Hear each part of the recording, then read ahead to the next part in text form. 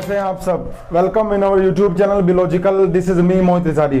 दोस्तों, इस वीडियो में हम पढ़ने जा रहे हैं एक केस के बारे में। Salomon versus Salomon and company limited 1970 का केस है ये। इसमें बात की गई है क्या कंपनी एक सेपरेट लीगल एंटिटी है, जो उसका ऑनर होता है, क्या वो और उसकी कंपनी एक ही है या फिर दोनों चीजें अलग अलग हैं। ठीक है, इन सब चीजों के बारे में हम बात करने जा रहे हैं।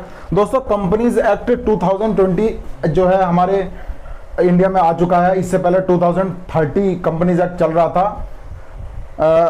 अब होता क्या है, हम कोई भी बिजनेस करना चाहते हैं, बिजनेस शुरू करने से पहले हम किसी भी चीज के सोल प्रोपराइटर होते हैं, हम अकेले मालिक होते हैं। बिजनेस हमारा, पैसा हमारा, इनकम हमारी, लॉस हमारा एंड रिस्क भी हमारा, ये सारी चीजें हमारे पास होती हैं।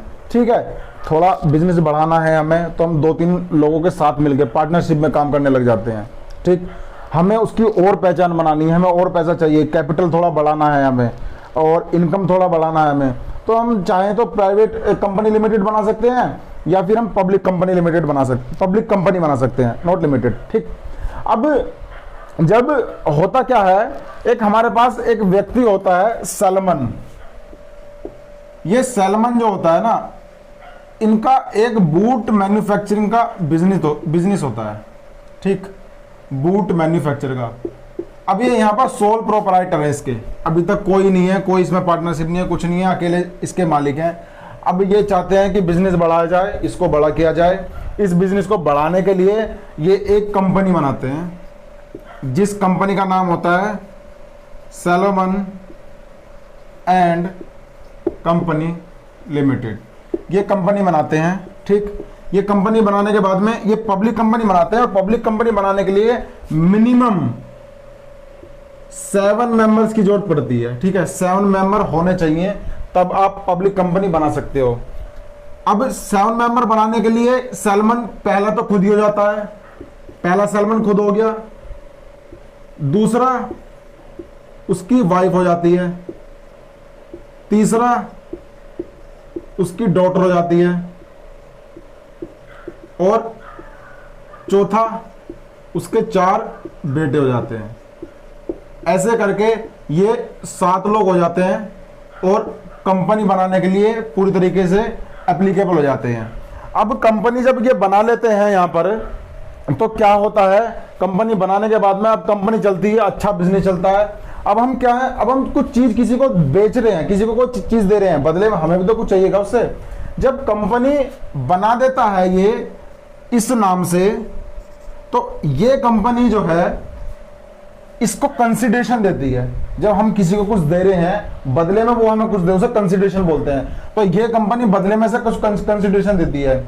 ठीक, अब इस कंपनी के जो एक एसेट्स होते हैं वो लगभग, क्योंकि ब्रिटिश कंपनी होती है तो पाउंड में बात जाएगी, जो भी है पाउंड में 38,872 पाउंड के इसके एसेट्स होते हैं। उसमें से करता क्या है, उसमें से ये कंपनी जो है 20,000 शेयर जो है सैलोमन को दे देती है। भैया लो, 20,000 शेयर ये आपके हो गए। 10,000 डिबेंचर दे देती है। ठीक है, और 8,000 कुछ रुपए जो है कैश में कंपनी दे देती है सैलोमन को एज अ कंसिडरेशन। ठीक, अब पूरी तरीके से सैलोमन का इस कंपनी से कोई रिलेशन नहीं रह गया है, कोई इसकी ऑनरशिप नहीं रह गई है। कंपनी एक अपने आप में एक अलग चीज बन गई है। यहाँ पर देने के बाद में अच्छी काम चल रहा होता है, अच्छी कंपनी चल रही होती है। इसका बहुत ही जल्दी वाइंड अप करने का नौबत आ जाती है। ठीक है, वाइंड अप करने मतलब कंपनी लॉस में जाती है और इसको बेचने की नौबत आ जाती है। अब जब कंपनी बनाने से पहले, पब्लिक कंपनी बनाने से पहले हमें क्या होता है, हमें कुछ डॉक्यूमेंट्स जो होते हैं उनकी रिक्वायरमेंट फिल करनी होती है। उसे क्या बोलते हैं, MOA, मेमोरेंडम ऑफ एसोसिएशन पहला। दूसरा है आर्टिकल ऑफ एसोसिएशन। ये 2 डॉक्यूमेंट्स की रिक्वायरमेंट होती है कंपनी बनाने से पहले। मेमोरेंडम ऑफ एसोसिएशन में, मेमोरेंडम ऑफ आर्टिकल में क्या होता है, कुछ क्लॉजेस होती हैं जो बात करती हैं ऑब्जेक्ट के बारे में। कंपनी के ऑब्जेक्ट क्या हैं, कंपनी किस मोटो क्या है, नेचर क्या है कंपनी का, इन सब के बारे में मेमोरेंडम ऑफ एसोसिएशन में बात होती है। आर्टिकल ऑफ एसोसिएशन क्या बात करता है, एक तरह के लॉज होते हैं इसमें ये। ठीक, इसमें कंपनी से रिलेटेड लॉज होते हैं कि ये जो मेमोरेंडम ऑफ एसोसिएशन है ये कैसे चलेंगे, इसके अंदर जो ऑब्जेक्ट है वो कैसे चलेगा, कंपनी का लॉ क्या होगा, कुछ तरीका तो होगा कंपनी चलाने का। तो ये सब चीजें इसमें लिखी हुई होती हैं। ठीक है, कंपनी को इनकॉर्पोरेट करने से पहले, उसको रजिस्ट्रेशन करने से पहले ये सब चीजें फुलफिल करनी होती हैं। पब्लिक कंपनी बनाने से पहले ये सब चीजें भी फुलफिल हो जाती हैं। जब फुलफिल हो जाती हैं, फुलफिल होने के बाद में कंपनी बन जाती है, उसके एसेट्स निकल के आ जाते हैं, उसको शेयर दे दिए जाते हैं सेलमन को, उसको डिवेंचर दे दिए जाते हैं सेलमन को, और कुछ पैसा कैश में भी दे दिया जाता है। ठीक है, एज अ कंसिडरेशन। अब कंपनी लॉस में जा रही होती है तो वाइंड अप करने का नौबत आ जाती है। जब वाइंड अप करने की नौबत आ जाती है तो लिक्विडेटर बुलाए जाते हैं, ठीक, जो उसको लिक्विडेट किएंगे। अब जब लिक्विडेटर बुलाए जाते हैं, लिक्विडेटर का तो अब पूछते हैं भाई बताओ कैसे करना है, क्या होगा।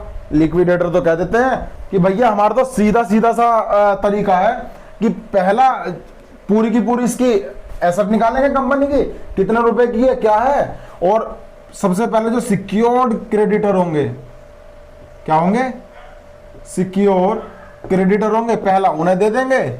दूसरा अनसिक्योर्ड क्रेडिटर्स जो होंगे उन्हें दे देंगे। तीसरा इक्विटी के बेस पर डिसाइड कर देंगे। मतलब जो सिक्योर्ड क्रेडिटर होंगे, जिसका सबसे ज्यादा शेयर होगा वहां पर, ठीक है, जिसने सबसे ज्यादा इन्वेस्ट किया होगा, पहले उसे दे देंगे। जो बाहर के होंगे, आउटसाइडर शेयर होल्डर होंगे, फिर उन्हें दे देंगे। उनका जो भी पैसा निकल रहा होगा यहाँ पर, फिर जो पैसा बचता है वो बराबर बराबर इक्विटी के बेस पर बांट लेंगे। अब जब इसको देखा जाता है पूरा का पूरा कि कितना पैसा, कितने एसेट्स निकल रहे हैं, तो 6000 कुछ पाउंड एसेट्स निकल के आते हैं। ठीक है, इतने रुपए निकल के आते हैं। अब अब अनसिक्योर्ड क्रेडिटर कहते हैं कि ये पैसा हमें मिलना चाहिए पहले, लेकिन लिक्विडेटर कहते हैं नहीं, ये पैसा तो पहले सिक्योर्ड क्रेडिटर को मिलेगा। और सिक्योर्ड क्रेडिटर कौन है, वो है हमारे सामने सेलमन। तो पहला पैसा दिया जाएगा सेलमन को, बाकी बात है बाद में। अब इसके तो यहाँ पर जो डिबेंचर्स आ रखे थे वो तो 10,000 थे ना, तो लिक्विडेटर कहते हैं कि भैया 6,000 रुपए है हमारे पास में, तो 6,000 पाउंड हमारे पास में ये है, आप इन्हीं से संतुष्ट हो जाओ, इन्हीं को रख लो। ठीक है भैया, सेलमन रख लेते हैं। लेकिन जो अनसिक्योर्ड क्रेडिटर होते हैं वो इस पर भी ऑब्जेक्शन उठा लेते हैं कि नहीं, पहले तो हमें मिलना चाहिए। ये तो एक ही बंदा है जो सेलमन है, वो सेलमन और सेलमन कंपनी जो है वो तो एक ही बंदा है। कंपनी की आड़ में सेलमन ही तो बिजनेस कर रहा है। कंपनी का तो कोई अपना अलग कोई अपनी अलग पहचान ही नहीं है, एक ही तो बंदा है। तो सेलमन अब ये इश्यू यहाँ पर आज हो जाता है कि सेलमन और सेलमन की कंपनी एक ही चीज है या अलग अलग है। मामला जाता है कोर्ट में। सेलमन जज साहब से कहता है कि जज साहब, मैं तो अपनी अलग कंपनी चला रहा हूं, मैंने कंपनी को इनकॉर्पोरेट किया हुआ है, रजिस्ट्रेशन किया हुआ है, रजिस्ट्रार के पास में मेमोरेंडम ऑफ एसोसिएशन भी फुलफिल किया था, आर्टिकल ऑफ एसोसिएशन भी फुलफिल किया था।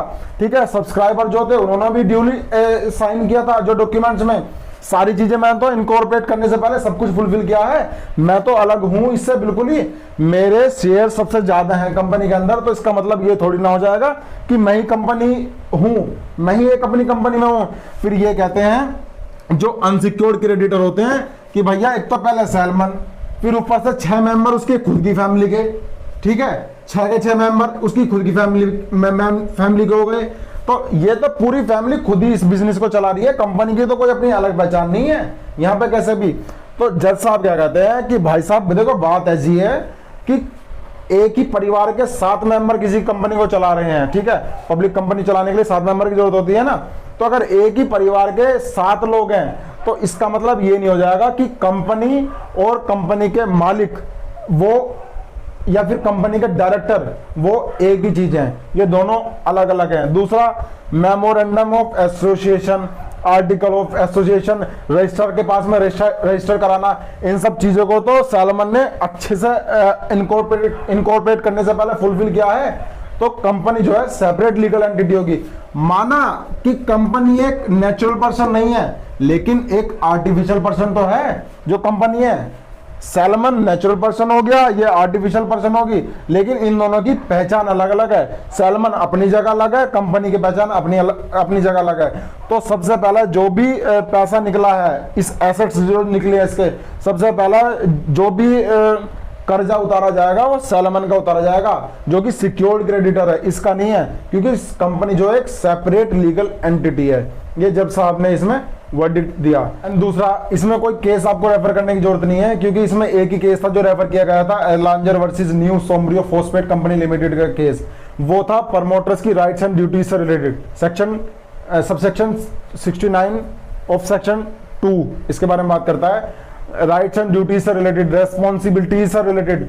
ठीक है, उस केस के लिए कोर्ट ने कह दिया था कि इसकी कोई यहाँ पर रेफरेंस नहीं है, उसकी कोई एप्लीकेशन नहीं है, तो आपको उस केस का इस केस से कोई लेना देना नहीं है, तो रेफर करना भी ठीक नहीं होगा। आप सिर्फ इसी केस को लिख सकते हैं, यहाँ पर इसी को रेफर कर सकते हैं। और ऐसे ही चार्ट बनाकर 7 मेंबर थे, वाइफ था, ये था। और एक बात और बता दूं, पब्लिक कंपनी बनाने के लिए ना 3 डायरेक्टर की जरूरत होती है, मिनिमम 3 डायरेक्टर चाहिए होते हैं। और इस कंपनी में 3 डायरेक्टर कौन थे? पहला सैलमन था, और दूसरा उसका एक बेटा था सन 1, और तीसरा उसका दूसरा बेटा था सन 2। मतलब एक सैलमन और 2 उसके बेटे। और पब्लिक कंपनी बनाने में 3 डायरेक्टर की जरूरत होती है, जो कि ये फुलफिल कर रहे थे। तो बस बेसिक सा यही है आपके सामने कि क्या है ये वाला केस। तो दोस्तों, वीडियो यहीं खत्म होती है। एंड अगर आपको वीडियो पसंद आया है then please like, share and subscribe this channel. Bye bye, take care.